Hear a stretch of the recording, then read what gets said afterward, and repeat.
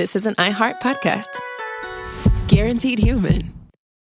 Support for the show comes from Public, the investing platform for those who take it seriously. On Public, you can build a multi-asset portfolio of stocks, bonds, options, crypto, and now generated assets, which allow you to turn any idea into an investable index with AI. It all starts with your prompt. From renewable energy companies with high free cash flow to semiconductor suppliers growing revenue over 20% year over year, you can literally type any prompt and put the AI to work. It screens thousands of stocks, builds a one-of-a-kind index, and lets you backtest it against the S&P 500. Then you can invest in a few clicks. Generated assets are like ETFs with infinite possibilities, completely customizable and based on your thesis, not someone else's. Go to public.com/podcast and earn an uncapped 1% bonus when you transfer your portfolio. That's public.com/podcast. Paid for by Public Investing. Brokerage services by Open to the Public Investing Inc. Member FINRA and SIPC. Advisory services by Public Advisors LLC, SEC registered advisor. Generated assets is an interactive analysis tool. Output is for informational purposes only and is not an investment recommendation or advice. Complete disclosures available at public.com/disclosures. This is Jacob Goldstein from What's Your Problem? Business software is expensive, and when you buy software from lots of different companies, it's not only expensive, it gets confusing, slow to use, hard to integrate. Odoo solves that because all Odoo software is connected on a single affordable platform. Save money without missing out on the features you need. Odoo has no hidden costs and no limit on features or data. Odoo has over 60 apps available for any needs your business might have, all at no additional charge. Everything from websites to sales to inventory to accounting, all linked and talking to each other. Check out Odoo at odoo.com. That's odoo.com. Kids, pets, life, your sofa sees it all. But with a washable sofa, stains don't stand a chance. All of our sofa collections come with fully machine washable covers and cushions, making cleanup effortless. Liquid and stain-resistant fabrics provide extra protection against everyday messes. Plus, with modular designs, you can rearrange your sofa however you like. Perfect for growing families and changing spaces. Starting at just $699, it's time to upgrade to a stress-free, mess-proof sofa. Visit washablesofas.com today and save. Offers are subject to change, and certain restrictions may apply. There's no championship league for small business owners, but if there was, you'd be at the top of the standings. Because going pro with Lenovo Pro means you've got the winning formation, one-on-one advice, IT solutions, and customized hardware powered by Intel Core Ultra processors help you stay ahead of the competition. Business goes pro with Lenovo Pro. Sign up for free at lenovo.com/pro. Lenovo.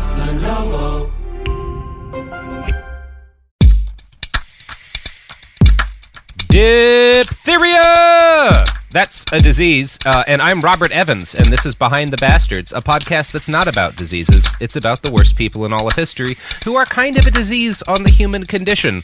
I couldn't think of anything else to shout at the start of the episode, so I went with diphtheria. Anyway, the show has begun. My guests today are one of our very best guests, the wonderful, the incomparable, Laci Mosley! Hey, hi, I'm so happy to be here. I haven't seen you in so long, Robert. Yes. It has been a minute. How are you doing in this year of plague and also general uprisings and also a political election and also an economic collapse? I was Jesus in the beginning. Christ. In the beginning of this, I know when you say it all together. Yeah, when you talk about what's been happening, it sounds very bad. Because the news cycle is so crazy. Like that, Yeah. The 1 week where Melania was like, "Fuck Christmas." I can't do her voice, but she was like, "Fuck Yeah. Christmas." And Didn't then even also, land. Also, Donald Trump's taxes came out the same week. Fuck also, it. he got COVID. It was like so many things happened, and we were like, "Oh, this is just Tuesday, okay." Yeah. I'm doing a lot better. In the beginning, I'm an introvert. People don't know that about me because I do a lot of this shit, but like I am alone a lot and I like it. So I was like, ooh, Ditto. catching up on TVs, Netflix, movies, honey. And then when we got into June, it was like, okay, Black liberation. And that kind of kept me busy. And then I took a real dump like after that of like closing my blackout curtains. Like I was like a shut-in, bedridden pregnant woman in the 1800s and just like laying in the dark for a few days. But now I'm back. I'm working out every day and, just trying to keep myself sane. Laci, that was so visual. That's good. So specific. You know how they used to be like, you gotta have a king's baby, so get your ass in bed and close these curtains. Yes. So that was me, except for no baby, no quarantine baby. Thank God. I have not had a quarantine baby either. I did adopt a riot son, but Yes. no quarantine baby. Laci, how do you feel about con men? You love con men, but I do. I really love them. It's a complicated relationship, though, because I don't love when people are victimized. I hate to see it happen. Actually, this morning, my little sister got scammed. Oh, no. What kind of scam? I was dealing with a family crisis before 9 a.m., child, because they 2 hours ahead of me. And so basically my sister met this girl and they've been hanging out through a mutual friend for 3 months. And the girl was like talking about how she needed to move out from her parents' house and how during quarantine things have just gotten so bad. You know, sob story, honey. So she's like, I'm selling my art online and I don't want to put the money in my bank account because I don't want my parents to know that I'm saving up to leave. So she asked my little sister if she could put the money in her bank account. Cut to some man named Clyde or some shit emailing my sister 4 checks for $800. Why my sister didn't think, I was like, I literally, the first thing I texted her, because she was like, don't tell mom and dad. I was like, first of all, I have to. Second of all, I know this is petty, but I was like, I run a show called Scam Goddess. I was like, you don't support your sister and listen to her show? Because, girl, I done talked about this scam like 11 times. I'm trying to help you. How old is I she? was embarrassed. How old is your sister? 17. So old enough to know better. It's like if your job was to give out flu vaccines and then like your sister gets the flu and she's like, well, I didn't know there was a vaccine. You're like, what the fuck are you like? Right. I'm like, I spent a whole section of my life just talking about scams. You ain't think nothing thought like, let me text my older sister before I make a deposit. Nothing. So she sent them $1,300. Oh, and, no. Because the bank cleared it automatically, which is their fault. So we're dealing with them. But it was $3,200 total. And so the bank, of course, did a chargeback. And then that coin flew right out of her account. And she was like, well, my friend didn't know. I was like, your friend did know. Okay, she scammed friend you. Stole from and you. She's not your friend. And don't talk to her again. And also, I will pull up to whatever slide, whatever swing set I need to beat her ass. I will fight children. I think if you're 5'1", you can fight kids. It's a fair Laci Mosley, fight. I will fight children. I'm only 5'1". It's a fair fight, okay? Is her friend 17 too? Yeah, I think they're around the same age. That's an adult. Well, yeah, but we got a also not surprise his friend. bastard. Yeah. Right, surprise. Yeah. I didn't expect to talk about this one. Sorry, it was on my heart. You know who else would fight children? Ooh. Probably. The subject of today's podcast, I assume, based on everything else he did. So, Laci, you and I are both connoisseurs of con men. You know, we love us some conners, right? Yes. Like there's something just you love a grifter. The flavor. Like they're monsters, but they're fascinating. And most of the grifters, at least that I talk about, I know you cover kind of a different branch of them. Most of the ones I talk about are either like hawking some sort of miracle medical treatment, or like a path to easy riches. I guess that's basically all of them, right? Right. There are like, you know, a couple though who rise above the rest. There's people like L. Ron Hubbard, right? Who like grifted a whole religion. And it's like, you know, and today's grifter is that level of grifter. He didn't make a religion, but the guy we're talking about today, Sir Gregor MacGregor, conned people into believing he had a whole country. And that's pretty ambitious. It is. Considering, travel. He's like, no, you don't have to come. Just know. Oh, no, he convinced them to come. Now, this was a different era. We're talking about the 1800s. And spoiler, a lot of them died. Oh, no. This is a high body count scammer. But our first episode is going to be about the rest of his background. Because obviously, like every grifter, he had to like build up. You don't just start by faking a country, right? Like you gotta work your way up. That's like the marathon of grifting. And like you got to do some 10Ks, some 20Ks, like before you can get that shit. So, Gregor MacGregor was born in Stirlingshire, Scotland on Christmas Eve, 1786. His family were somewhat famous among the contentious peoples of Scotland. One of his ancestors was a guy named Rob Roy MacGregor, a cattle rustler and a bandit who basically charged people not to steal their shit. He was a gangster. He controlled a large group of raiders who would like steal cows and then ransom them back to their customers, or just like get money from them not to steal their cows in the first place. The original towing company. Yeah, he was kind of like a towing company, but an illegal towing company. Where like some guy with a gun comes out and said, "Oh, you want your fucking car back?" Like That ain't happened to you. You got your car towed? Yeah, I have definitely had my car towed, but it was unfortunately legal. Although I felt as if it was not, and if it were a bandit, perhaps that would have been nicer.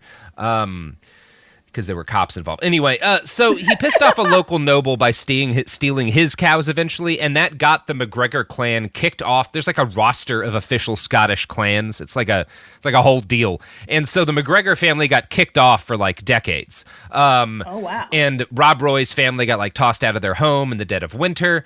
And he was really, it seems like just not a good criminal either. Like, you know, I'm not judgmental of criminals, but he's just like stealing people's shit. But because of like, for whatever reason, it's complicated, he turned into a folk hero in Scotland, and he's kind of viewed now as the Scottish Robin Hood. So this is Gregor MacGregor's like famous ancestor, and he's only born like 60 years before Gregor's birth, but like, you know, back in the 1700s, that's like a billion years, you know? Yeah, word of mouth, yeah. Yeah. So by the time Gregor MacGregor comes into the world, his clan had been reinstated to the roles, and he's got like this famous tradition of like we're both warriors and freedom fighters, yada yada yada. His family weren't rich, but they were really very comfortable local aristocrats, like upper middle class. They were eating every day. Yeah, and they were eating well. He would have grown up hearing tales of like his ancestors' glory, yada yada. We don't know any details about Gregor's education or his early life because people didn't keep great notes in the 1700s about folks who weren't like super rich. But we know that his father worked for the British East India Company and would have been absent all the time doing, you know, genocides and stuff. It's likely that Gregor was raised by his mom and his aunts and showered with attention because he was the only boy in the family, and I think most people know what that kind of does to you. He was like the original influencer of the 1700s. It sounds like he would have had like maybe like 84 Instagram followers or 84,000, excuse me. Yeah. It's weird how quickly you've picked up on where this story's going, Laci. So yeah, his modern biographer, a guy named David Sinclair, posits based on his later life that he was probably showered with attention and grew used to getting whatever he wanted. Like he was the special boy of the family, right? So he probably left school at about age 15 because that's when Scottish boys became adults, which is interesting to me because like pretty much everywhere else in Europe it was like age 14. So I guess the Scots, you get an extra year of being a kid. Progressive. That's nice. Yeah, they were progressive. The next year, at age 16, he enlisted in the British Army. 16 was the earliest age at which this was allowed. And before you get all judgy, you should know that 17-year-olds join the U.S. Army all the time, so things haven't changed all that much. Right? No. Like, we added a year. We're the Scotsmen of the modern era. So, Gregor joins the army, and he would claim later that he spent the year between graduation and joining the university and joining the army at the University of Edinburgh. But everything he ever said was a lie, so don't put too much stock in that. There's no evidence that he ever attended college. Now, back in those days, as a result of changes made by King Charles II, young men with money could buy their way into the British Army. And it's almost certain that Gregor's father paid for him to be commissioned as an ensign, which was like the lowest officer rank at the period, and cost about £450, which was equivalent to around $25,000 in modern money. So, like, this was expensive. It was also the normal way that officers got promoted, right? You could either wait years to earn a promotion or you could pay for it. Poor men had to settle for being promoted the old-fashioned way through like hard work and courage, and so that took a long time. Until fairly late in the 1800s, every officer rank in the British Army worked this way up to the rank of lieutenant colonel. That makes no sense. So the people who are least qualified are just running shit? It's interesting because it did work very badly a lot of the time, and that's why it was eventually stopped. And obviously, like, the thing that you'd imagine did happen, a bunch of idiots got to command the lives of thousands thanks to their rich dads. And you can look at shit like the famous charge of the Light Brigade during the Crimean War, and even they'd stopped that process, but still a lot of the officers in charge during that war had paid to become officers.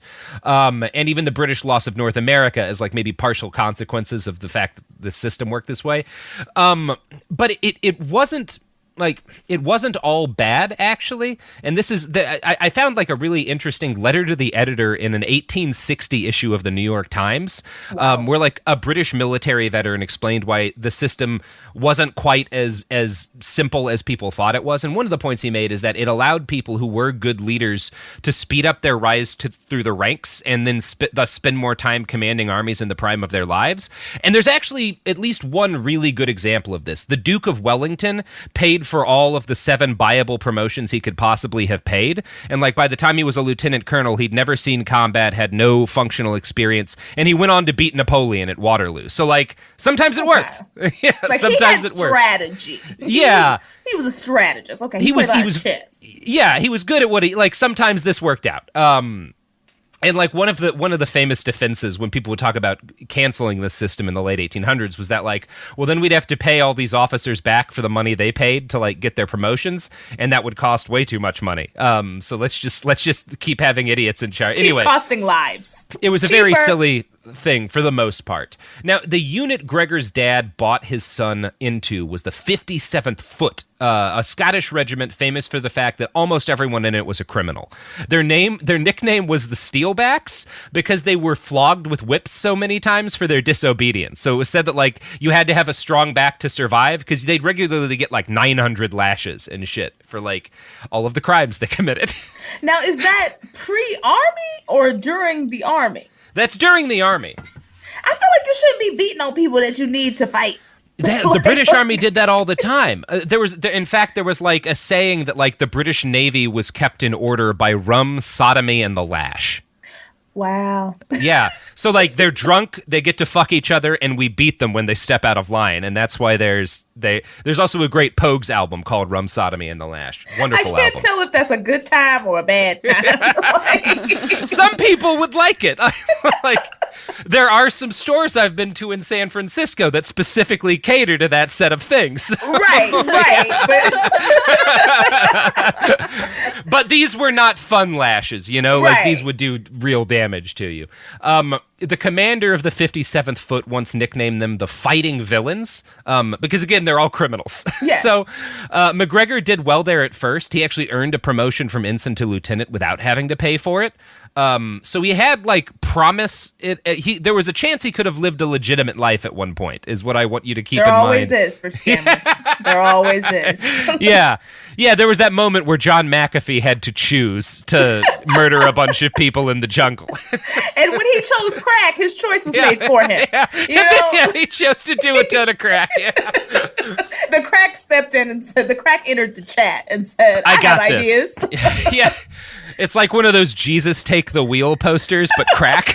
Yeah, you never. John guys, McAfee closed his eyes. And let crack take the wheel. Don't wheel. let crack take the wheel, y'all, ever. No. So at this point in history, the British were real scared about Napoleon because Napoleon was, pretty good at war. Yeah. Gregor spent the bulk of his military career being sent around to different islands as forts as part of like a big chess game between the Empire and Napoleon. The British were terrified the French were going to invade, England. So like there were just always moving soldiers and fleets around. It was so he doesn't actually fight. He spends all of his time like moving from post to post. And his favorite part of life in the military was all the fancy parties, because all of these fortresses and posts are near like towns and cities, and they all have these big social lives. And of course, the visiting young officers are the biggest thing in town whenever they come in.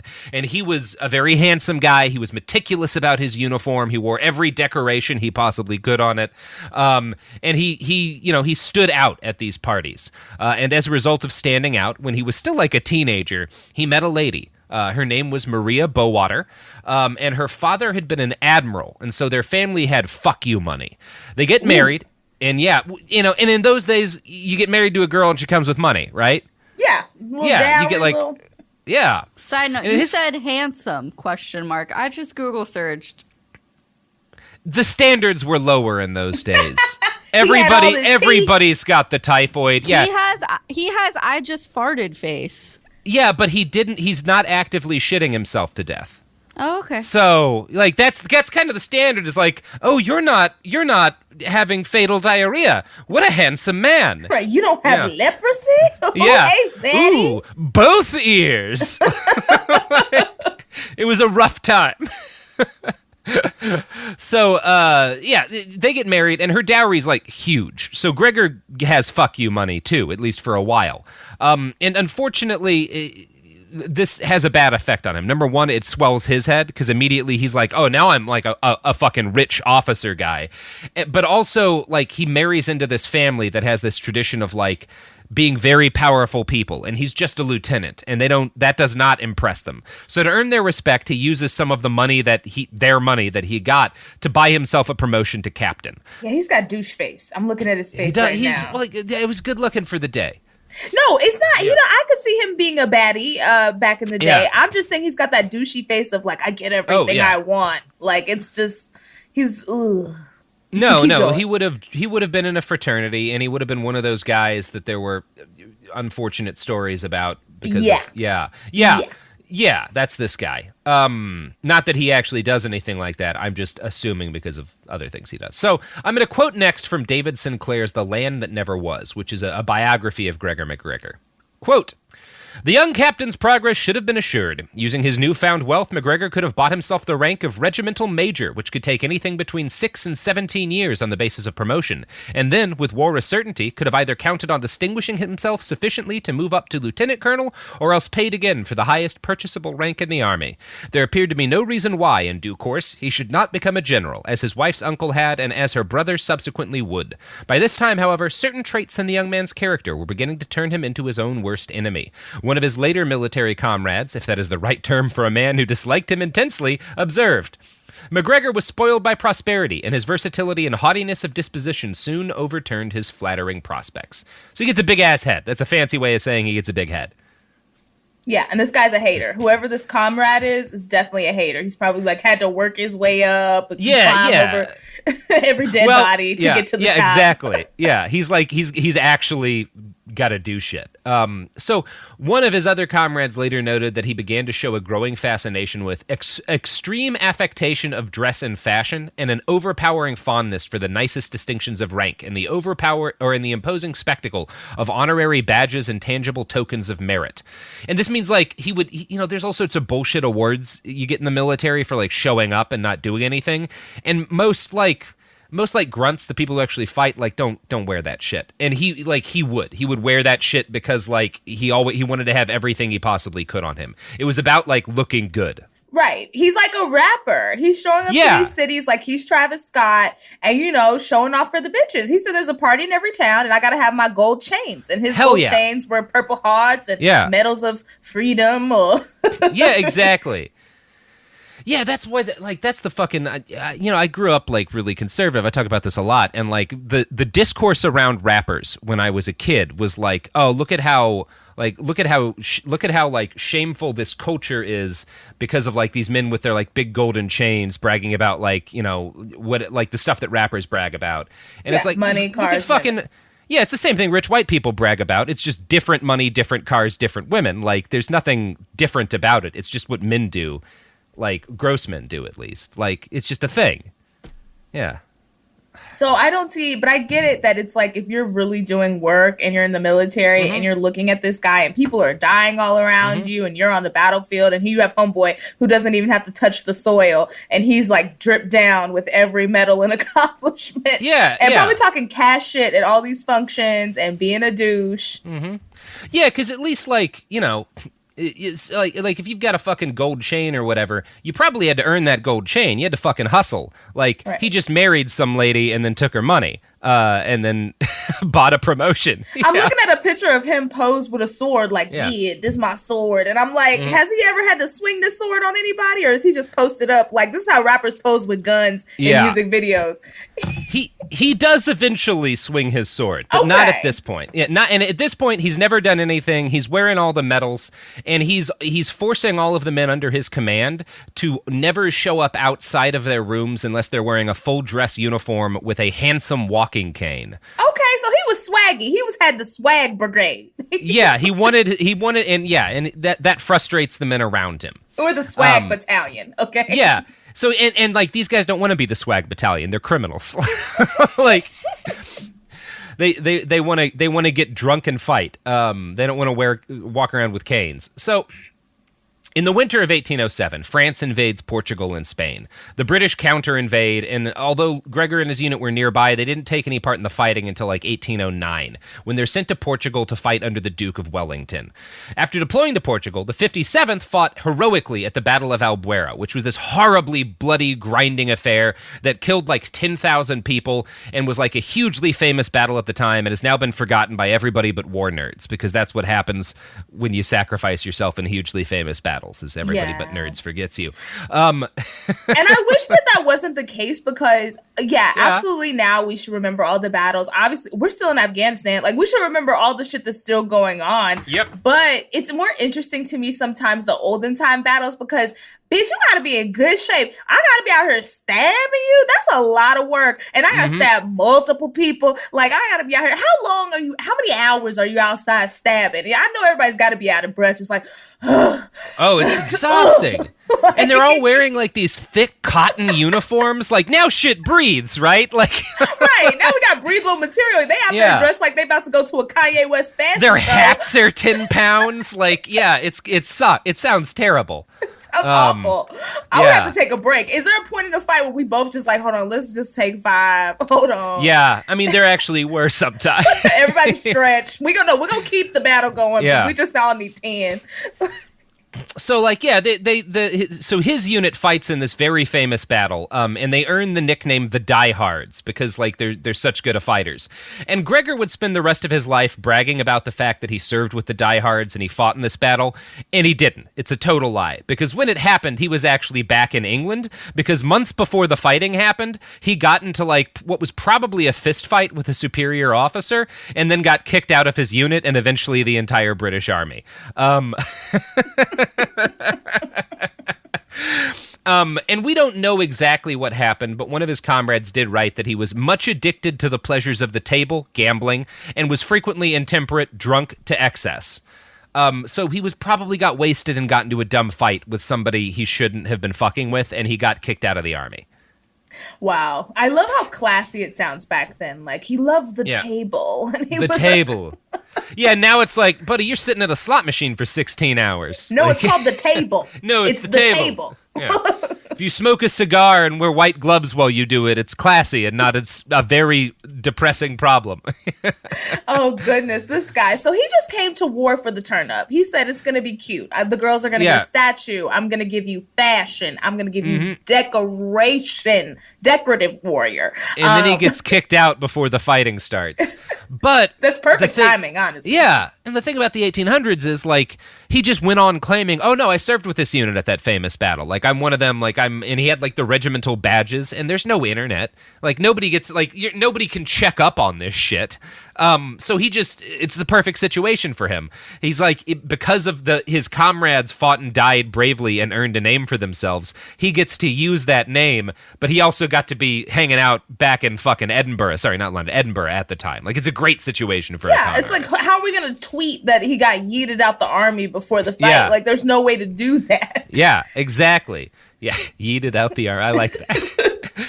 So his first biographer, who was a soldier who served with him, Colonel Rafter, and we'll talk about this guy a little bit later, who hated him, by the way, wrote that, quote, MacGregor now appeared to enjoy his freedom with little foresight and less reflection. So he's very happy to be kicked out of the army. Yeah. I would be. Yeah, fuck it. I mean, it seems like a bad thing to be in. And he got everything he needed. He got the drip, and he got the rep. And then he had to go to war. That's the perfect recipe. It is perfect. And, like, it was a dumb, like, there's been, like, 3 wars ever that, like, were worth it to fight in. And, like, the fucking Napoleonic Wars were not one of them. Rafter goes on to write, quote, having honored the city of Edinburgh with his residence for some time, he there assumed the title of colonel. He was not actually a colonel. He's just one of these guys in the 1800s who's like, I'm going to call myself a fucking colonel. He decorated his heels with gilt spurs, that's like golden spurs, and his breast with the badge of a Portuguese order of knighthood, which he had not earned either. His lady, a foreign contessa, his footmen were dressed in a very whimsical livery, and the panels of his chariot were highly emblazoned and shone with all the blushing honors of a coronet, which is like so He's just lying, and he's got the money to buy all of the fancy things to claim that he's a colonel, and like his wife is royalty. And again, the only way to know somebody was fancy back then was whether or not they could afford to pretend they had honors, and nobody's able to check up on shit. So he's got the money, so it's true. It works out great for him. Well, actually, it doesn't. It doesn't work out great quite at this point because he's a Scotsman, and all of the people around him are Scotsmen, and Scottish people don't give a shit about this because they're Scottish, right? Like they don't oh, you're covered in gold and shit. Like we all spend all of our time getting into naked fist fights in the woods. We're fucking Scottish. Like they were like, your medals are cute, but we don't care. Yeah, we don't care. Yeah, as Stephen A. Smith would say. They do not. He will later figure out how to trick his native people, but at this point, his native people are like, "So what the fuck? Like, who cares if you're a colonel and you married a rich lady? Like, go, like piss up a rope, buddy." Gregor decides to leave Scotland forever, and he moves to the Isle of Wight with all of his fancy stuff, because the Isle of Wight, as you might have guessed by the name, was filled with a lot of dumb rich white people who threw ostentatious parties, and all of these people believe his lies as long as he dresses well. So, like, this is the place for him. I'm glad he finally found his scammer paradise so he could get his Great Gatsby on. He's the Great Gatsby of the military, and I love it. Yeah, he's doing it. He's doing it right. As Rafter wrote, quote, "He there represented himself as a heir to a Highland baronet and to a castle with an estate in the Highlands. His gay disposition, handsome figure, and good address procured him ready admission to all circles, and the assemblies of the Isle were considered devoid of their principal attraction unless graced by the presence of the lively Scotsman." So he becomes like the biggest name on the island. He's like he does have that like thing. He would have been a good like reality star or something at the time. He's good at self-promotion. Charismatic. Yeah, and everybody on this island, charismatic specifically to rich people. Like, he's really good at impressing rich people. And everyone's bored, especially if you're rich and you actually have people to do the day-to-day shit that you had to do back then. If you don't have to push your own hand cart and make your own damn food, then you probably need some entertainment. Yeah, why would you care if somebody's lying through their teeth at you as long as they tell a good story? Like, that's literally the only thing that matters, because you're so bored you want to die all the time. But you know who's not so bored they want to die all the time, Laci? Who? The products and services that support this podcast. Support for the show comes from Public, the investing platform for those who take it seriously. On Public, you can build a multi-asset portfolio of stocks, bonds, options, crypto, and now generated assets, which allow you to turn any idea into an investable index with AI. It all starts with your prompt. From renewable energy companies with high free cash flow to semiconductor suppliers growing revenue over 20% year over year, you can literally type any prompt and put the AI to work. It screens thousands of stocks, builds a one-of-a-kind index, and lets you backtest it against the S&P 500. Then you can invest in a few clicks. Generated assets are like ETFs with infinite possibilities, completely customizable and based on your thesis, not someone else's. Go to public.com/podcast and earn an uncapped 1% bonus when you transfer your portfolio. That's public.com/podcast. Paid for by Public Investing. Brokerage services by Open to the Public Investing Inc. Member FINRA and SIPC. Advisory services by Public Advisors LLC, SEC registered advisor. Generated assets is an interactive analysis tool. Output is for informational purposes only and is not an investment recommendation or advice. Complete disclosures available at public.com/disclosures. This is Jacob Goldstein from What's Your Problem? When you buy business software from lots of vendors, the costs add up and it gets complicated and confusing. Odoo solves this. It's a single company that sells a suite of enterprise apps that handles everything from accounting to inventory to sales. Odoo is all connected on a single platform in a simple and affordable way. You can save money without missing out on the features you need. Check out Odoo at odoo.com. That's odoo.com. Kids, pets, life, your sofa sees it all. But with a washable sofa, stains don't stand a chance. All of our sofa collections come with fully machine washable covers and cushions, making cleanup effortless. Liquid and stain-resistant fabrics provide extra protection against everyday messes. Plus, with modular designs, you can rearrange your sofa however you like. Perfect for growing families and changing spaces. Starting at just $699, it's time to upgrade to a stress-free, mess-proof sofa. Visit washablesofas.com today and save. Offers are subject to change and certain restrictions may apply. There's no championship league for small business owners, but if there was, you'd be at the top of the standings. Because going pro with Lenovo Pro means you've got the winning formation. One-on-one advice, IT solutions, and customized hardware powered by Intel Core Ultra processors help you stay ahead of the competition. Business goes pro with Lenovo Pro. Sign up for free at lenovo.com/pro. Lenovo.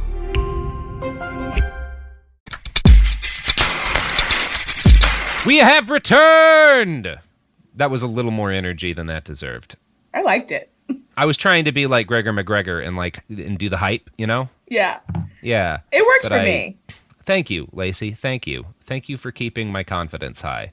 As a confidence man. Maybe one day. So, yeah, he dominates the social scene in the Isle of Wight, but he gets bored because, like, he's won. Like, it's kind of like he beat that level, and he's the big fish, and the Isle of Wight's kind of a small pond.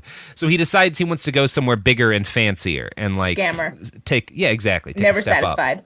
Never satisfied. So he goes to London, which is the fanciest place in the world then, and maybe now, I guess. It's still pretty fancy today. Still pretty fancy, yeah. Still pretty fancy. But, you know, London is kind of like a different fucking ballpark than the Isle of Wight. And he's going to need more than just, like, fake credentials to make a mark there. Because there's a lot of colonels and fucking barons and shit. Like, there's kings and shit. It's London. So, thankfully for him, his dad had just died. And even though his dad wasn't the clan chieftain, Gregor was able to start lying and pretend that he'd inherited the position as the chief of Clan MacGregor. So he starts calling himself Sir Gregor MacGregor, and again, no internet, so nobody gets to check this shit. And for a while it worked, largely because Gregor burned through his wife's dowry at an extraordinary pace, bribing his way into high society and buying all the expensive uniforms and accoutrements that he needed to look like the man he was pretending to be. All of this ate through, you know, the money that he had. And then in 1811, tragedy struck. His wife Maria died. Now, this was not a tragedy because he cared anything about her. Oh, of this course was fuck her. This was a tragedy because it severs his ties with her rich family, and he was starting to run low on cash. And now he didn't make no babies with her. Come on, Scammer MacGregor. You didn't pop out one seed with her so you'd have a little connection. He's not thinking ahead. I love how angry that you are with him that he did not impregnate his wife before she died tragically, because it's bad. It's bad craft. You know, got to make a baby. Right. On, also, man. like, if you're gonna run through your coins, like, are you just looking for affirmation, sweetheart? Like, you gotta be trying to have, like, there has to be some kind of end goal. Are you trying to make more money? Are you gonna rope people into your new pyramid scheme, MacGregor LLC circle of riches? Like, what's the end goal here? Yeah, that's the thing about it. At this point, he doesn't really have an end goal. He just kind of wants to feel fancy. He doesn't seem to have a plan in this period. That will come later. He grows. This is a growth story, Laci. Okay. But at this point, yeah, he's so I'm actually going to quote from it right up in the Rothschild archive about him. Quote, MacGregor could not face the prospect of returning to his family farm in Scotland. His only real experience was military, and his interest was aroused by the colonial revolts against Spanish rule in Latin America, particularly Venezuela. The Venezuelan revolutionary General Francisco de Miranda had been feted in London during a recent visit, and MacGregor had formed the idea that exotic adventures in the New World might earn him similar celebrity. He sold the small Scottish estate he had inherited and sailed for South America via Jamaica in early 1812. Now, this guy, General Francisco de Miranda, is a really interesting dude. So, like, this period, we'll talk about this a little later, but, like, everybody's South America's full of revolutions. And this guy, Francisco de Miranda, is like a revolutionary, like a very successful general who's won a bunch of battles. And, like, he just travels around Europe when he's not fighting and fucks absolutely everybody. So he rules. He's like a cool figure. Like, he's this soldier of fortune, this like fighter for liberty, and he's also just like, he's like James Bond, just like sleeping with everybody in every city he can. So he's like, MacGregor sees this guy and he's like, that's the fucking life I want. So yeah. He goes to Jamaica. It's supposed to just be a stopover, but he falls in love with Jamaica as soon as he lands there, and he tries briefly to make a life. But for MacGregor, making a life somewhere meant hanging out at rich people's parties and pretending to be a war hero. And in those days, traveling dandies had to carry letters from other rich and famous people who knew the rich and famous people in the area they'd travel to, and that was how you'd get introduced to high society. And he didn't have any of that, so nobody would let him into their parties. Dang. He didn't think to just make some letters up? Yeah, that's what's surprising to me, because he's not above it. I guess he wasn't confident that he could. Maybe he didn't know who to fake the letter from. Right. You do need that information. You need to have a name, and he probably didn't have that. And again, he's a baby scammer at this point. You know, right. he's not good yet. So he was waiting outside the club, and he couldn't get in. Yeah, he could not get in. Nobody's letting him through the rope. So, in spring of 1812, he continues on to Venezuela, and he lands in Caracas 2 weeks after much of the city had been destroyed by an earthquake that killed like 30,000 fucking people. Horrible, horrible earthquake.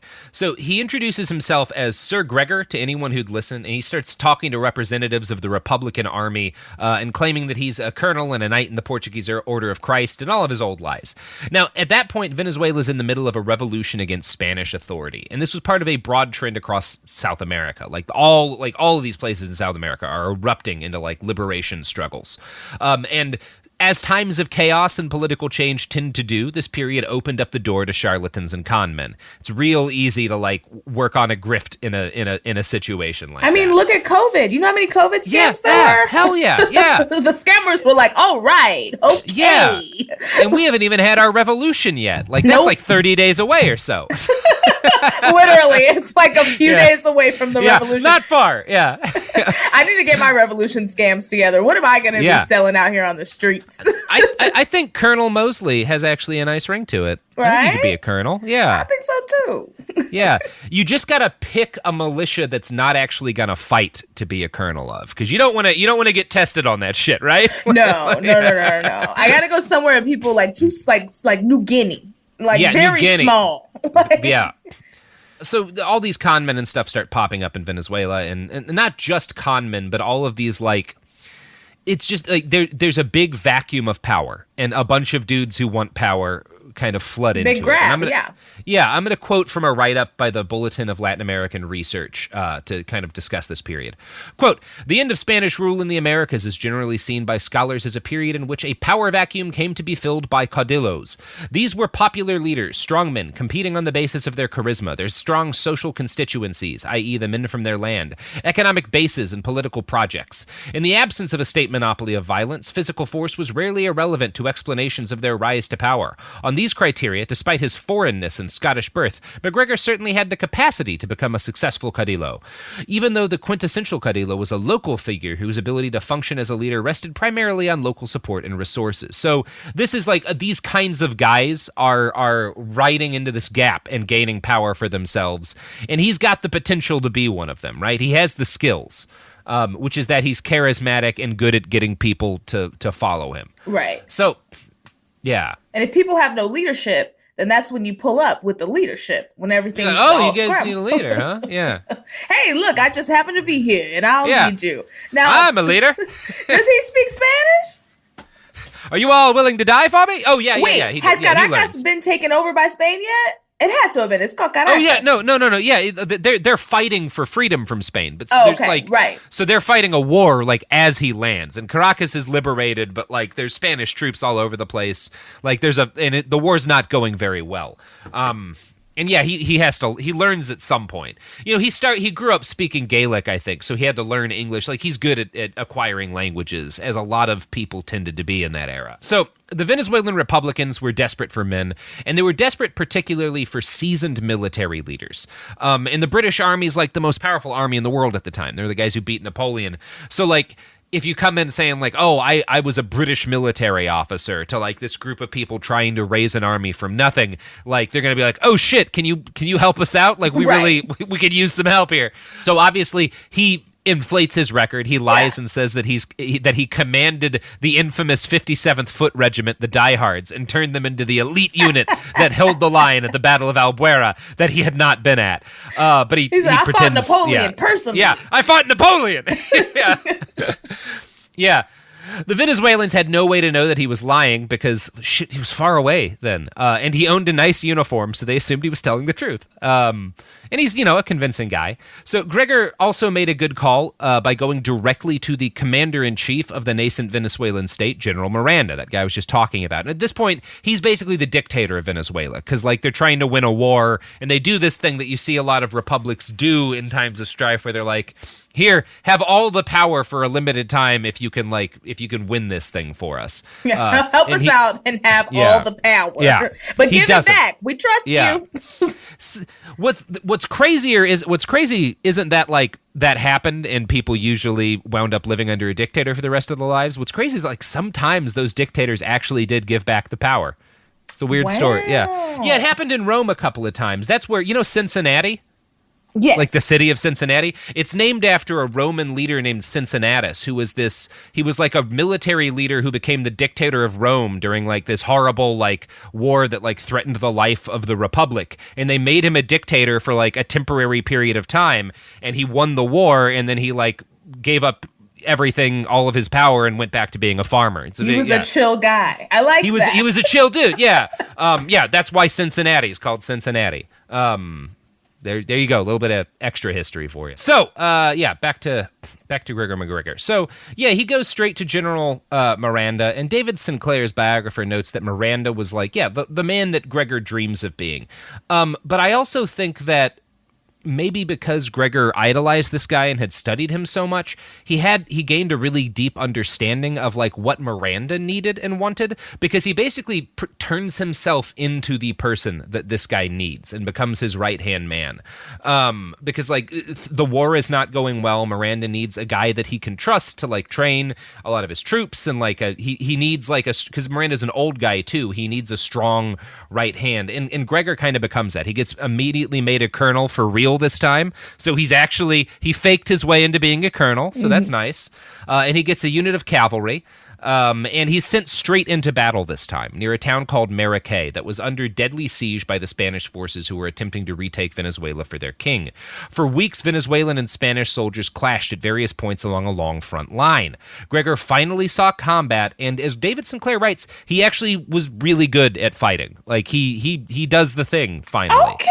Yeah, he was a liar at first, but like when it comes down to actually going into battle, he's good at it. We love to see a good fake it till you make it story. Yeah, he faked his way into being a war hero until he made his way into being a war hero. I'm going to quote from David Sinclair here.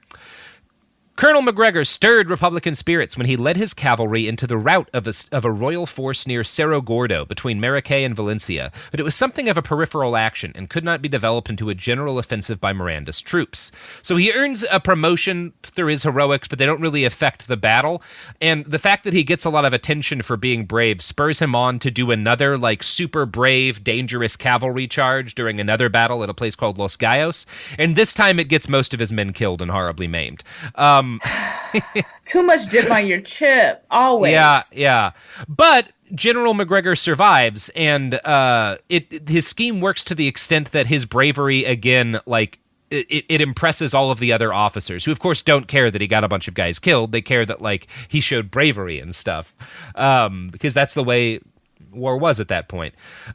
So yeah, that's cool. And getting his men massacred convinced the other European soldiers serving in the Venezuelan cause that Gregor was a real war hero. So they all believe him now because he leads this incredibly bad idea. Well, of course, and also he can tell the story because he's the one, one of the few who lived. He can be like, it was crazy. It's not an error in judgment. It's like, the opposing side. Yeah. But I tell you what, I would not be in Gregor's battalion if they're like, you with Gregor. No, because his men die for sure. They dying. I want a chance at life. Yeah. No, my men absolutely weren't cursing my name as they bled to death on the sands. You can ask them. Well, you can't because they're dead. But, like, I'll tell you, I was there. Yeah, they were happy about dying. They actually were like, this is great. Thanks for giving us a chance to die, Gregor. It was so easy to be a military scammer back then. So another dude who was running around in the same circles at this period, was fighting on the same side, was a guy named Simon Bolivar, who was at that time considered to be one of the brightest minds in the Venezuelan military. Right, and he was a colonel. Yeah. Simon Bolivar, very famous guy.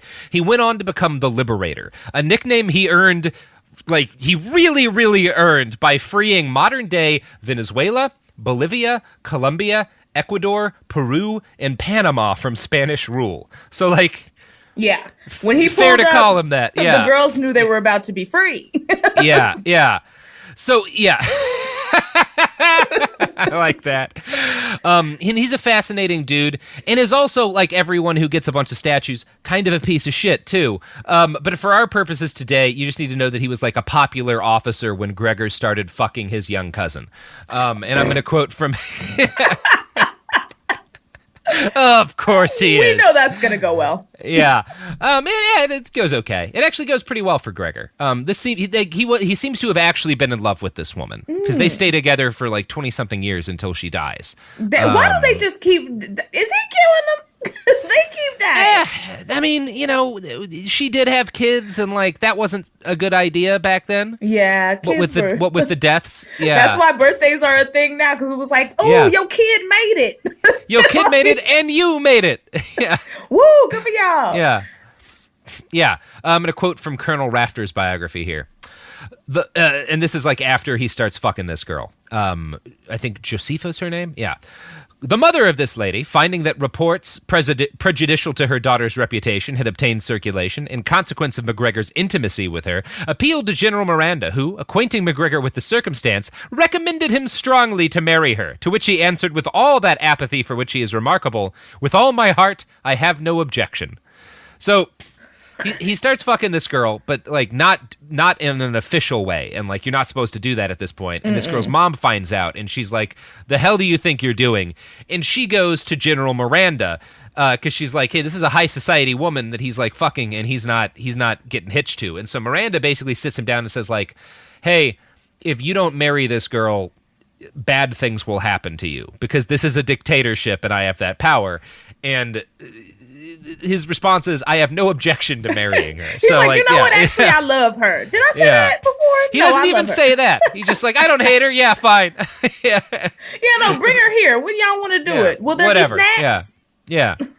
So, yeah, this is basically a shotgun wedding. And it would be one of General Miranda's last orders because the war very quickly went to shit for the Republican side. And to make a long story short, Miranda was, again, an old man and kind of losing it. And as his chances soured, he retreated into fantasy. And like he promotes MacGregor to a general, and they would spend all of their time at his like mansion in the hills away from the front line having big parties. And they're actually having like a giant fancy party on July 5th, 1812, when the entire Venezuelan line collapses under a renewed Spanish assault. And obviously, the guy, being the guy MacGregor is, he's very happy to be having a party rather than like fighting at the front line when things are actually bad. Yeah, what a party spoiler, though. Someone coming in and being like, hey, everybody died. Everybody's dead. We don't really have an army anymore. Yeah, it looks like we lost this one. Oh, is that a coupe of champagne? I will. Thank you. Yeah. So the whole defeat happened in part because Simón Bolívar, who was not yet the liberator, kind of abandoned his post because Bolívar is one of these guys who has a real sense of his own destiny, and he's like, "Oh, we're gonna lose. I don't want to be around for this shit." So he's not a loser. Bolívar said, "Y'all lose and get me away from that shit." He's not a dumb man. I'm the liberator.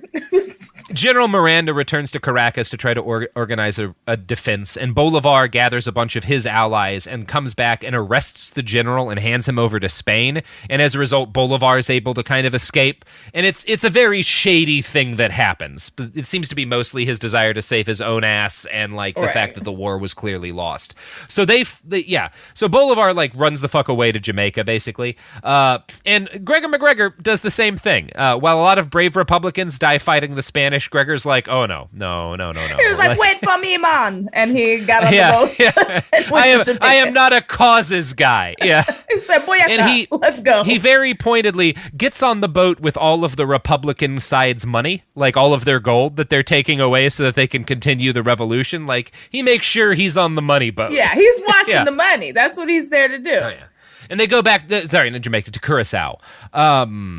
Yeah, the Bahamas. Like that's where you go run to when you lose a war in South America. Then and now, you wind up in the Bahamas.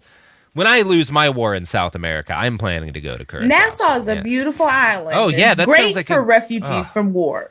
Yeah, refugee is a strong term. I want to be able to brag. Yeah. No, I was a freedom fighter. Yeah. So Bolivar winds up there too, and the defeated revolutionaries immediately start planning their comeback. But like MacGregor's not really interested in that. The reputation he'd earned during the war, like he kind of liked being a caudillo, and he was a man people would follow. He had like a name in South America now. He was kind of famous for being on the side of liberation, and he figures that kind of leaning into this is going to be his best chance to make a shitload of money. So he travels to New Granada, which is a Spanish colony on the border of Venezuela that was fighting like hell to not be a Spanish colony anymore. It had a leader who was a general named Nariño, who'd been given dictatorial power, again, in the hope that he would beat Spain. Same kind of deal. And MacGregor does the same thing. He, like, gets in good with this guy. He gets given, like, an army by this guy and hired to train them, basically.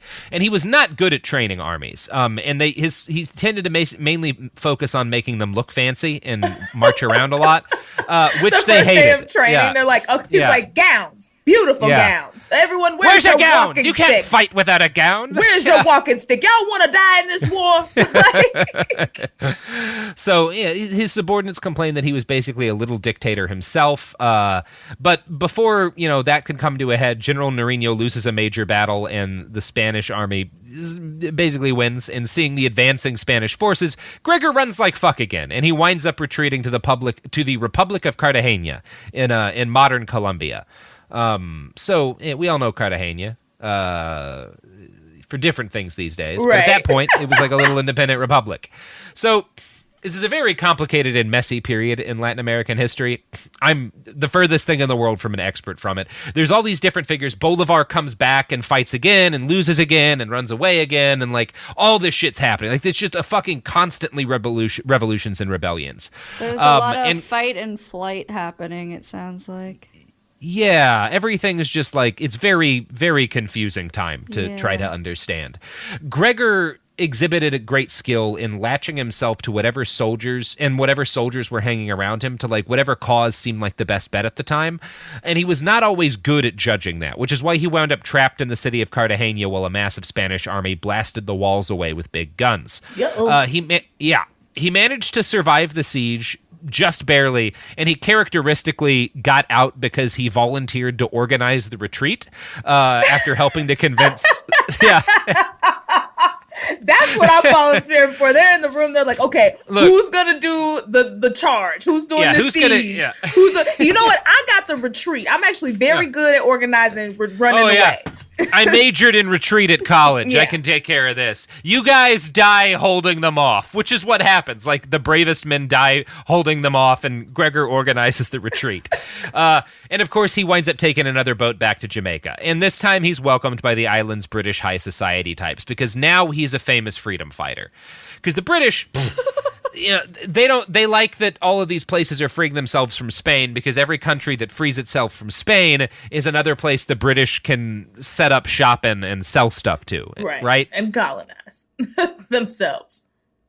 Yeah, but their kind of colonization. So the British thought that Spanish colonialism was barbarous because they murder all these people, they enslave all these people, as opposed to the British kind of colonization where the countries are independent. We just bring in corporations that force people to labor for us in conditions that are basically slavery. Yeah, right? we doing Jeff Bezos murder and colonization. Okay, it's cuter over here. Like, people die, but we at least file some paperwork when we get to talk. Yeah, and we get to talk a good game about supporting liberation and freedom, right? Right.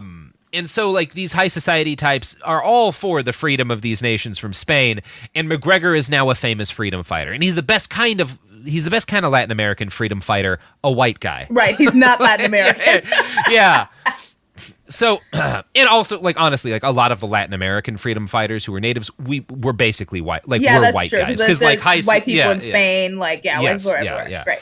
So, quote, MacGregor was delighted to find himself welcomed as a hero among the British community of Jamaica and enthralled many a dinner party there with heavily embellished accounts of his part in the siege of Cartagena. Some of those listening received the impression that MacGregor had taken personal charge of the defense of the city, with one of them recorded as leaping to his feet and proposing an enthusiastic toast to the Hannibal of modern Carthage. One of the claims MacGregor made was that he had lost 2 children during the terrible siege. This was almost certainly a lie, probably designed further to dramatize MacGregor's sacrifices in the cause of liberty. He did fake kid deaths? scam? Hell yeah, he did. That's the best kind of death to fake. You get so much. I fake my children's deaths all the time. But did he bring the kids that he had with the Spanish woman with him, or is he just a deadbeat dad who was like, yeah, and then they killed my kids for sure? Oh, he never had kids. Oh, I thought the homegirl got pregnant before she died. The second wife. No, she's dead as hell. I don't think she had any kids. Oh, the second wife didn't have kids either. Okay. No, the second wife. No, sorry, the second wife's still alive, but they haven't had kids yet. Oh, okay, got it. So he just made up some kids. He was like, yeah, I miss little Junior, Gregor, and and Stephanie. Those are my kids. So weird. Yeah. My child, faked for. Saoirse Ronan. Yeah. My child. Anyway, they're dead now. Horrible. Real sad. Can I have more wine? Yeah. That is my advice to all of you, is pretend that your children are dead if you want to be famous. It helps. You know what won't fake the deaths of your children? Wait. Anyway, here's ads. Support for the show comes from Public, the investing platform for those who take it seriously. On Public, you can build a multi-asset portfolio of stocks, bonds, options, crypto, and now generated assets, which allow you to turn any idea into an investable index with AI. It all starts with your prompt. From renewable energy companies with high free cash flow to semiconductor suppliers growing revenue over 20% year over year, you can literally type any prompt and put the AI to work. It screens thousands of stocks, builds a one-of-a-kind index, and lets you backtest it against the S&P 500. Then you can invest in a few clicks. Generated assets are like ETFs with infinite possibilities, completely customizable and based on your thesis, not someone else's. Go to public.com/podcast and earn an uncapped 1% bonus when you transfer your portfolio. That's public.com/podcast. Paid for by Public Investing. Brokerage services by Open to the Public Investing Inc. Member FINRA and SIPC. Advisory services by Public Advisors LLC, SEC registered advisor. Generated assets is an interactive analysis tool. Output is for informational purposes only and is not an investment recommendation or advice. Complete disclosures available at public.com/disclosures. This is Jacob Goldstein from What's Your Problem? When you buy business software from lots of vendors, the costs add up and it gets complicated and confusing. Odoo solves this. It's a single company that sells a suite of enterprise apps that handles everything from accounting to inventory to sales. Odoo is all connected on a single platform in a simple and affordable way. You can save money without missing out on the features you need. Check out Odoo at odoo.com. That's odoo.com. Life gets messy. Spills, stains, pet accidents, and kid chaos. But with Anabe, cleaning up is easy. Our sofas are fully machine washable, inside and out, so you never have to stress about messes again. Made with liquid and stain-resistant fabrics, that means fewer stains and more peace of mind. Designed for real life, our sofas feature changeable fabric covers, allowing you to refresh your style anytime. Need flexibility? Our modular design lets you rearrange your sofa effortlessly.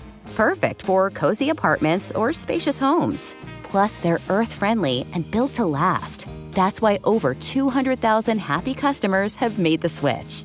Upgrade your space today. Sofas start at just $699. Visit washablesofas.com now and bring home a sofa made for life.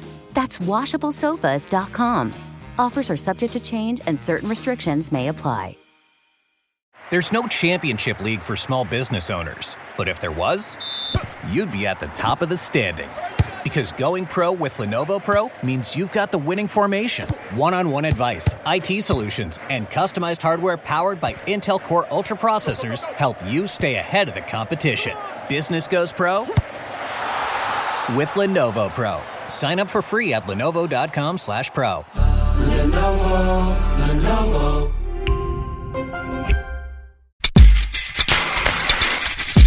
We're back, and Sophie's being mean to me because I don't understand pop culture.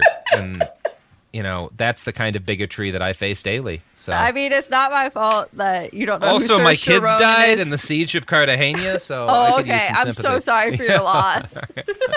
Robert's kids have been dead longer than he's been alive. Yeah.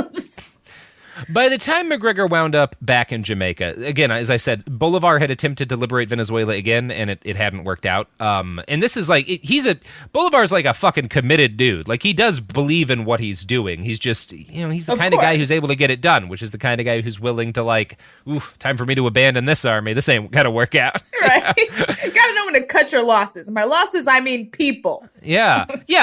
That's what we're talking about. Like, you gotta know when to hold them, when to walk away, and when to run from them and leave them to die at the hands of the Spanish army. That's what that song is about. It is. So the two meet up again on the island, and this time Bolivar offers to make MacGregor a general again. And it was 1816 by this point. In short order, both men managed to rally together another army. I don't know how they do it, but they're always able to keep making armies, and they invade Venezuela again. And this one goes better at first. Bolivar's forces win a major victory, but then Spain counterattacks, and a bunch of people die, and Bolivar finds himself retreating to a town called Chironi, where his trustworthy friend General Gregor MacGregor was waiting with a fresh force of 1,500 men. By the time he got there, though, Gregor was long gone, because as soon as he heard that Bolivar had lost, he retreated. Look, that's what he majored in college, was retreating. You said it. And you give him credit to this, he's incredible at retreating. And this is his real moment of heroism, like the one that we're getting. This is like the one legitimate moment of heroism that he really has. Also, like, Bolivar feels to me just like MacGregor, where it's like, okay, we usually third time's the charm, but the third time we still didn't defeat the Spanish army. Like, bruh, let's just pack it up, okay? Like, I'm not fighting in the war for Bolivar. You go die.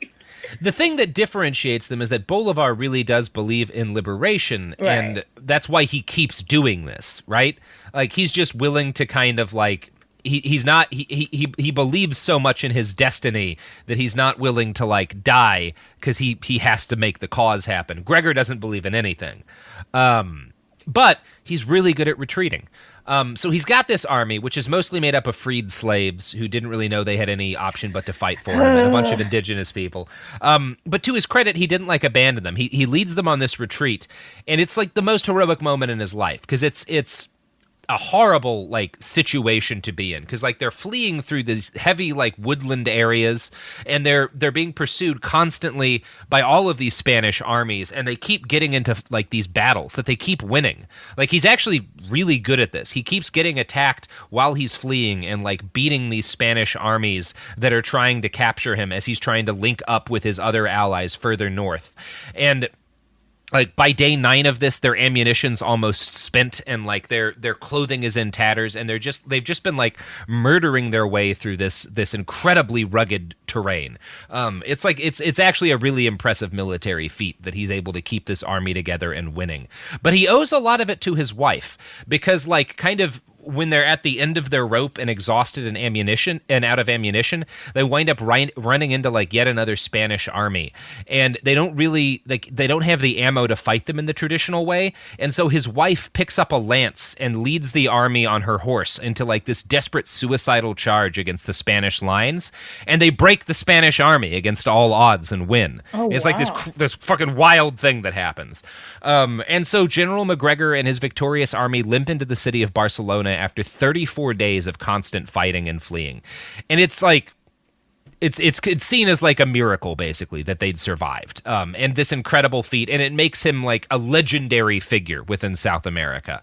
And it is an act of like real, like it was a crazy thing that he was able to like succeed at. So Simón Bolivar sends him a letter hailing him as one of the great military geniuses of the era, and like he kind of deserved it at that point. And if he'd stayed with the Venezuelan cause, he would have had a guaranteed place of honor and privilege when they eventually won their war. But he gets into another big fight with a guy in charge of him, and when that guy like won't take the advice that MacGregor gives him, MacGregor just abandons like the Venezuelan army and leaves. He was like, "Okay, enough liberation for today." I got into an argument with a guy. Fuck it, like I don't believe in this anymore. Yeah, I don't believe in freedom. Bye. Yeah. So he fucks off. Bolivar like writes him a series of letters, desperate to try to get this guy to come back, but there was no getting MacGregor back because he had fallen in love with a new dream, Laci. Ooh. The dream of every red-blooded man and woman: invading and conquering Florida.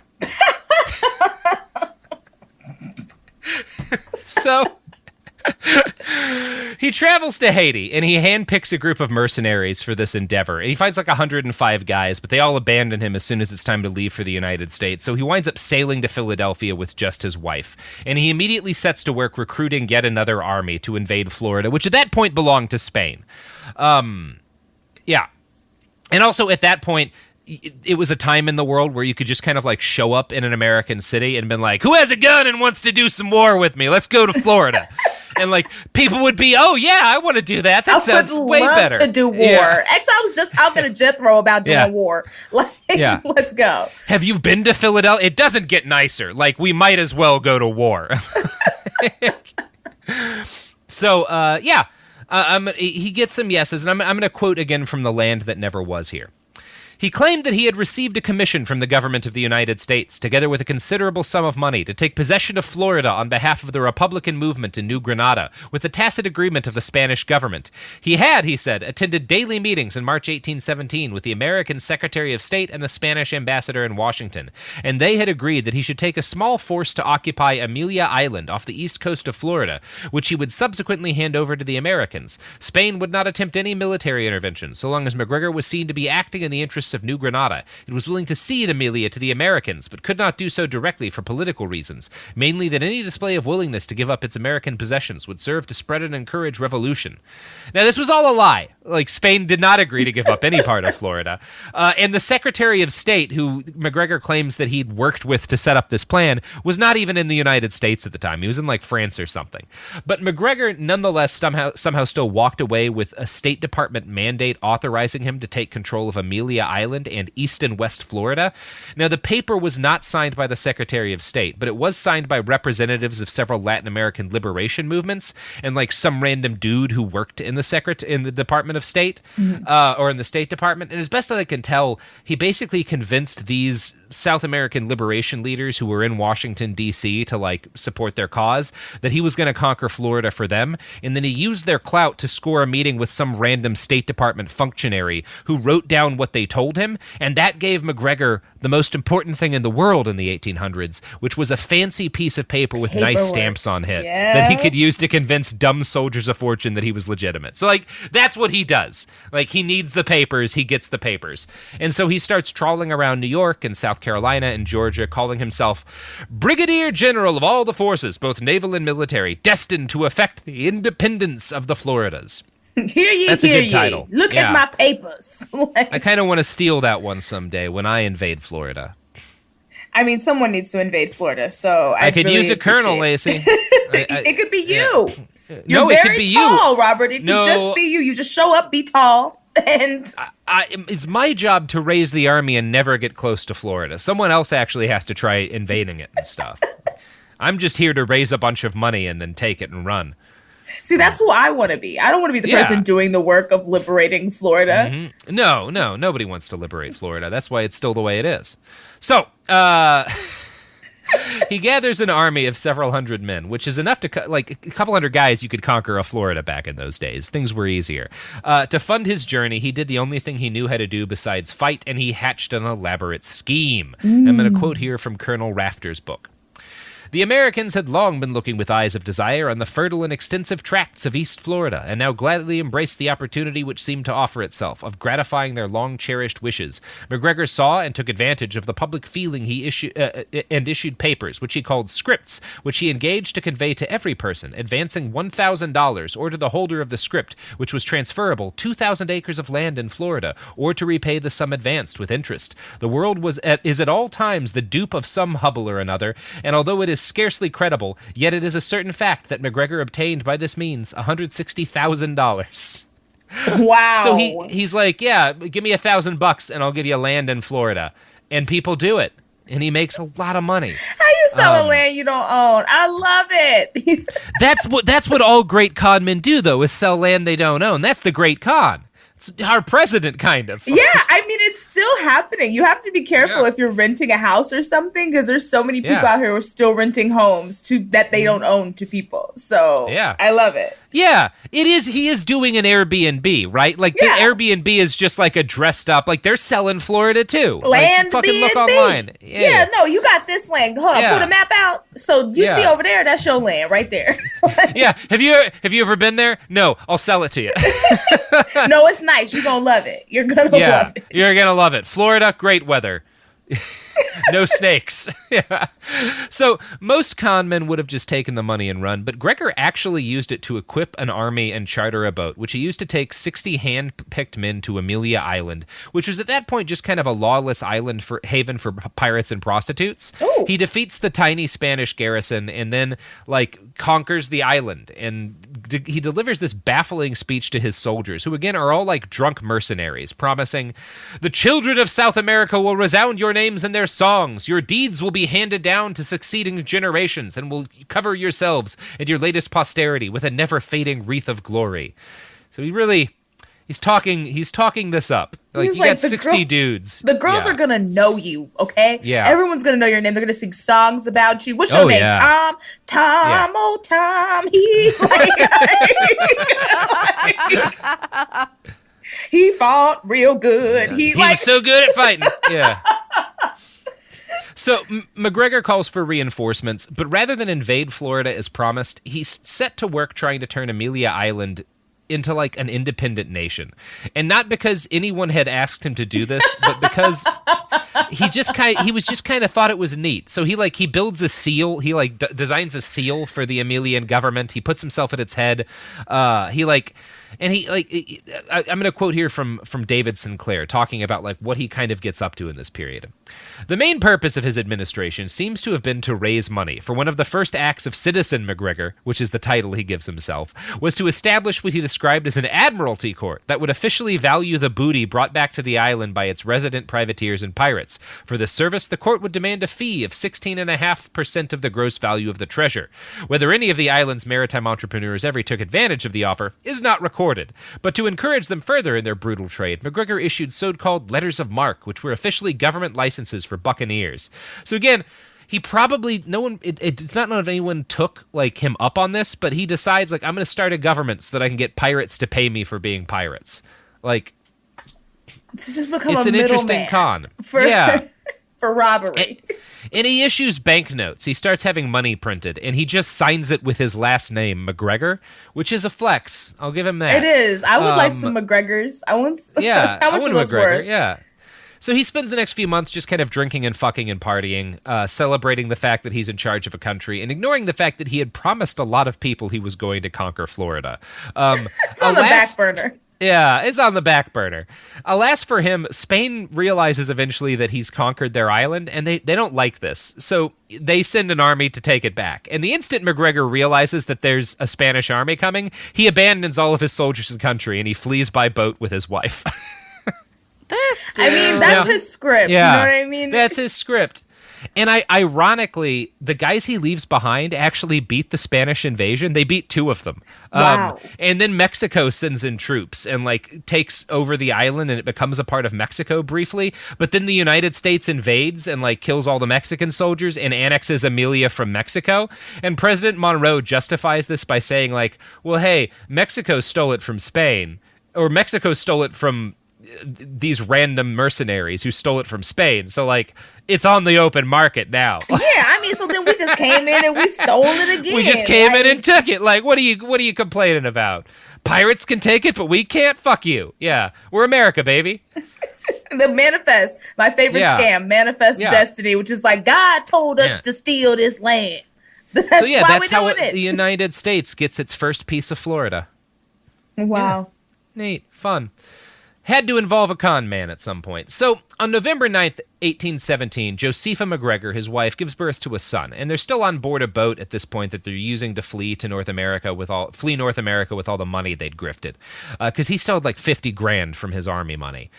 So Gregor makes a medallion to commemorate his son's birth, which is the kind of guy he is. He's like he has a kid, and he's like, I got to get an award for this shit. I got to give myself an award for having a kid. Not my wife, who's having a baby in olden times on a boat. What did she do? What did she do? Tell me that. So, this medallion he makes has an engraving of the flag of the Floridas and 2 phrases written in Latin on it. Amelia, I came, I saw, I conquered, and liberty for the Floridas under the leadership of MacGregor. Neither of these things happen. Like, you didn't want to get, Neither of these things happen. My son. Like, nothing about the baby? Like, okay. No. It's not about the baby. The baby's an excuse to have a medallion. It's like, the girls are going to love this at the next party, okay? Oh, yeah. So MacGregor was now a rich guy, but not as rich as he wanted to be. 50 grand you could retire on in those fucking days. Right. But he wanted to be fuck you rich, wealthy, and it was not quite that much. Yeah. So he regarded the conquest and then loss of Amelia Island as a big success because he'd made a bunch of money off of it. And it convinced him that being a freebooter, basically a pirate, but on a national scale, was kind of the way to go. And I'm going to quote now from a write-up in the Rothschild archive. He then oversaw 2 calamitous operations in New Granada during 1819 that each ended with his abandoning British volunteer troops under his command. MacGregor conferred and invented decorations and titles on his officers, fraudulently obtained and squandered money, and generally behaved abominably. And during this period of time, I've been telling you about this guy, Colonel Rafter, who wrote this biography of him. The reason Rafter is obsessed with MacGregor is that his brother, who is another Rafter who was like an officer in MacGregor's army, and MacGregor abandoned him and he was executed. Look, if there's one thing you're going to see of MacGregor, it's the back of his head, okay? Because he will leave. Okay. The girls know the back of his head better than his face. Well, I got you all here. My job is done. I feel like he doesn't even announce when he's leaving. It's like the new Irish goodbye. It's just like you turn around and you're like, MacGregor. Look, starting the war's half the battle. I figured y'all would do the rest. You go back to have a meeting with him. They're like, no, his tent is gone. Like his tent is gone. As soon as so is all of our money. Yeah. As soon as y'all went out for battle, actually, he started packing. It was very bizarre. He took all of the gold and left us with the fake money with his name on it. Right, y'all trying to pay for beers with MacGregors? Yeah. So MacGregor arrives at the court of King George Frederick Augustus on the Mosquito Coast after he loses these 2 wars that he's gotten involved with. And because of his fame in the area, he's able to convince the king of the Mosquito Coast, who's this guy, George Frederick, to sign a document giving him and his heirs like a huge chunk of Mosquito territory, an area larger than Wales. It's said that he does this in exchange for rum and jewelry. There's some debate.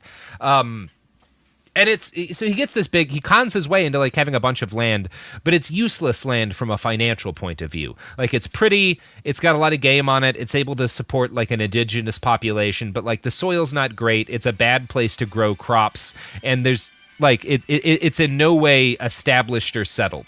He has this land that's not very useful, but what's more important than that is that he has this land, and he has a letter from this king telling him that he owns a bunch of land in Latin America. And this gives MacGregor an idea, because he's like, I've been putting all this effort into trying to conquer countries, or conquer chunks of land and turn them into countries, and like, that's hard. What if I just pretend that I already have a country, and then make people buy it, and then convince people to buy it from me? So he gives a name to this territory that he's kind of grifted, Poye, which he names after the inhabitants of the highlands of the area. Fancy. And yeah, Poye, nice name. And this is where the story of his great con begins, because MacGregor didn't actually move to the land he'd acquired, nor did he like do anything with it. Like, he's got this land, but he doesn't use it. Instead, he takes the letter saying it's his, and he sails back to Great Britain with a scheme in mind. And over the way, on the boat over to Great Britain, he starts calling himself the Cazique, which he claimed meant prince in the local language. So he starts claiming that this tract of land he's been given as like personal property is actually an independent country, and he's been made royalty in this tribe. Of course, and so he's the prince of Poye. And when he gets back to Great Britain, he's going to try to convince people to buy into this scheme with him. And that's what we're going to talk about in part 2. Laci. Robert. Well, what would you name your fake country? Ooh. That's a great question. Oh, gosh. It needs to be something like, maybe like, I want to go with an L. I don't know why. It's like Les Vaz.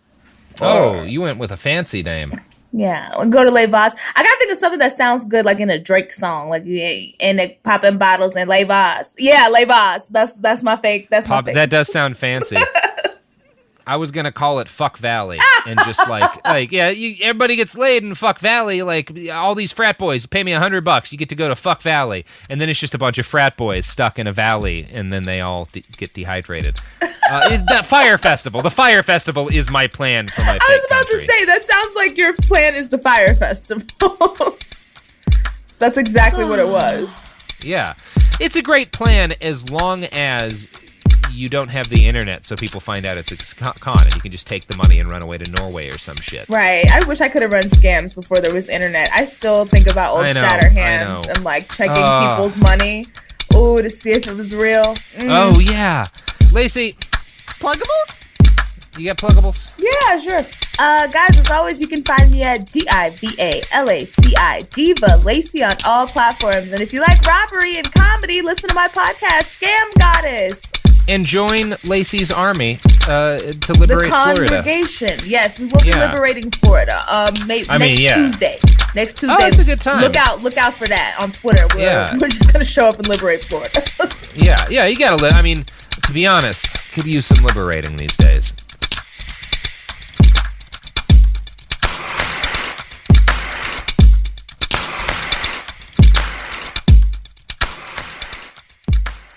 This is Jacob Goldstein from What's Your Problem?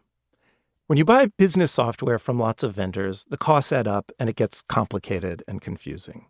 Odoo solves this. It's a single company that sells a suite of enterprise apps that handles everything from accounting to inventory to sales. Odoo is all connected on a single platform in a simple and affordable way. You can save money without missing out on the features you need. Check out Odoo at odoo.com. That's odoo.com. Tired of spills and stains on your sofa? Wash away your worries with Anabay. Anabay is the only machine washable sofa inside and out, where designer quality meets budget-friendly prices. That's right, sofas start at just $699. Enjoy a no-risk experience with pet-friendly, stain-resistant, and changeable slip covers made with performance fabric. Experience cloud-like comfort with high-resilience foam that's hypoallergenic and never needs fluffing. The sturdy steel frame ensures longevity, and the modular pieces can be rearranged anytime. Shop WashableSofas.com for up to 60% off site-wide, backed by a 30-day satisfaction guarantee. If you're not absolutely in love, send it back for a full refund. No return shipping or restocking fees. Every penny back. Upgrade now at WashableSofas.com. Offers are subject to change, and certain restrictions may apply. Pro drivers live for race day, but for small business owners, every day is race day. That's why going pro with Lenovo Pro matters. One-on-one advice, IT solutions, and customized hardware powered by Intel Core Ultra processors keep your business on the right track. Business goes pro with Lenovo Pro. Sign up for free at lenovo.com/pro. Lenovo. Flag football is exploding, and iFlag is leading the way. As the Guinness World Record holder, iFlag hosts premier flag football tournaments nationwide for boys, girls, high school girls, and adults. From first-time players to elite competitors, iFlag delivers top-level competition, unforgettable experiences, and a community built around the game. Ready to be part of it? Join the movement. Find your tournament and learn more at iflag.org. That's iflag.org. This is an iHeart podcast. Guaranteed human.